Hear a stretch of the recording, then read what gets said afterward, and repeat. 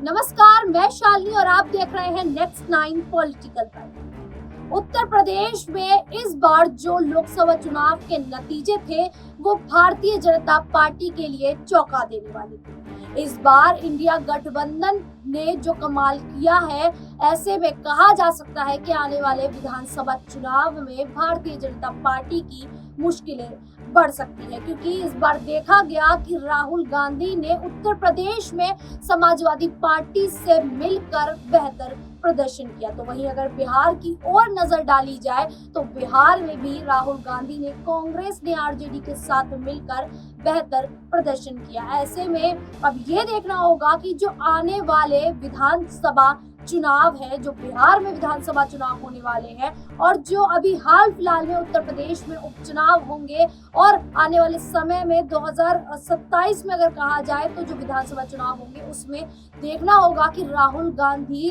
अपने सहयोगी दलों के साथ मिलकर किस तरीके से रणनीति बनाते हैं और भारतीय जनता पार्टी को एक बार फिर से चौंका देने वाले नतीजे दिखाते हैं। कांग्रेस के पूर्व अध्यक्ष राहुल गांधी 19 जून 2024 को 54 साल के हो गए।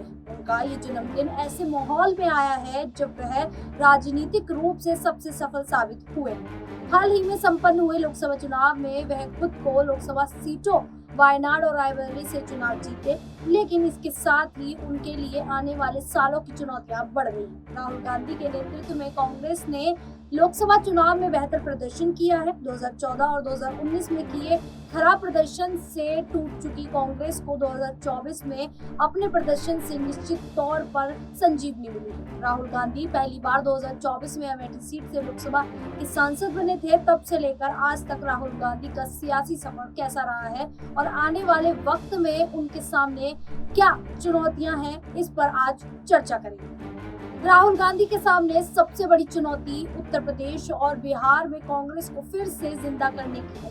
ये दोनों ऐसे राज्य हैं जहां पर आजादी के बाद लंबे समय तक कांग्रेस अपने दम पर सत्ता में रही है, लेकिन उत्तर प्रदेश में वह 1990 के आसपास से सत्ता से बाहर है, जबकि बिहार में भी वह 1990 से अपने दम पर सरकार नहीं बना पाई। उत्तर प्रदेश और बिहार हिंदुस्तान की राजनीति में सबसे महत्वपूर्ण राज्य हैं। इन दोनों राज्यों में लोकसभा की 80 और 40 सीटें हैं। भारत की कुल 543 लोकसभा सीटों में से 120 सीटें इन्हीं दो राज्यों में हैं। एक वक्त में इन दोनों राज्यों में बेहद मजबूत रही कांग्रेस व अब सहयोगियों के भरोसे है। बिहार में उसे आरजेडी का कंधा चाहिए तो उत्तर प्रदेश में समाजवादी पार्टी का। राहुल गांधी अगर कांग्रेस को केंद्र की सत्ता में वापस लाना चाहते हैं तो इन दोनों राज्यों में उन्हें कांग्रेस को फिर से खड़ा करना ही होगा। यहाँ याद दिलाना होगा कि 2009 के लोकसभा चुनाव में उत्तर प्रदेश में चुनाव प्रचार की कमान जब खुद राहुल गांधी ने संभाली थी तो पार्टी ने अपने दम पर लोकसभा की 21 सीटें जीती थी, लेकिन 2014 और 2019 में पार्टी सिर्फ 2 और 1 सीट ही जीत सकी। इस बार कांग्रेस ने खराब प्रदर्शन को पीछे छोड़ते हुए 6 सीटें जीती हैं और अमेठी सीट को भी बीजेपी से छीन लिया है। इसी तरह बिहार में भी उसने सहयोगी दलों के साथ मिलकर चुनाव लड़ते हुए 3 सीटों पर जीत हासिल की है, जबकि पिछली बार उसे 1 ही सीट मिली थी। राहुल गांधी ने रायबरेली सीट से ही सांसद बने रहने का विकल्प चुनकर यह साफ संदेश दिया है कि वह उत्तर प्रदेश के साथ ही हिंदी बेल्ट में कांग्रेस को फिर से मजबूत करने की दिशा में आगे बढ़ी। उत्तर प्रदेश में 2.5 साल बाद जबकि बिहार में 1.5 साल बाद विधानसभा के चुनाव होने हैं। राहुल गांधी के सामने बड़ी चुनौती यही है कि उत्तर प्रदेश और बिहार में पार्टी को फिर से ब्लॉक, जिला, शहर स्तर तक खड़ा किया जाए। देखना होगा कि वे इन दोनों राज्यों में कितनी ताकत झोंकेंगे और उन्हें कितनी कामयाबी मिलती है। राहुल गांधी के सामने दूसरी बड़ी चुनौती पार्टी संगठन को मजबूत करना और पार्टी में नए नेतृत्व को उभारना है। सोनिया गांधी की उम्र अब 77 साल हो चुकी है और मल्लिकार्जुन खड़गे भी 81 साल के हैं। ऐसे में राहुल गांधी को पार्टी के सबसे बड़े स्टार चेहरे हैं जो देश भर में कार्यकर्ताओं की भीड़ जुटा सकते हैं और इस लोकसभा चुनाव के नतीजे में उन्होंने दिखाया है कि कांग्रेस उनके नेतृत्व में कमबैक कर सकती है। मौजूदा वक्त में कांग्रेस की सिर्फ 3 राज्य हिमाचल प्रदेश, कर्नाटक और तेलंगाना में अपने बलबूते सरकार है। कांग्रेस लगातार लोकसभा के 3 चुनाव हार चुकी है।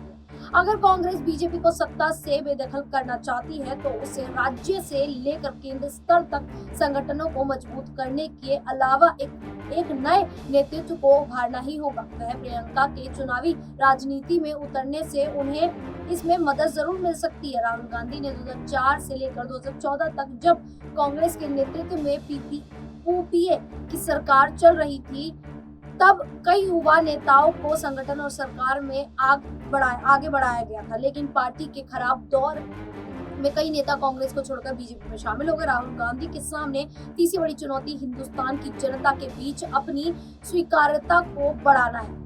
राहुल गांधी ने 2014 के लोकसभा चुनाव में यूपीए सरकार के 10 सालों के कामकाज को सामने रखा था, लेकिन तब लोगों ने कांग्रेस और यूपीए की सरकार को नकार दिया। 2019 में राहुल गांधी ने राफेल विमान सौदे से कथित गड़बड़ी को मुद्दा बनाया था, लेकिन वह मुद्दा बेअसर साबित हुआ।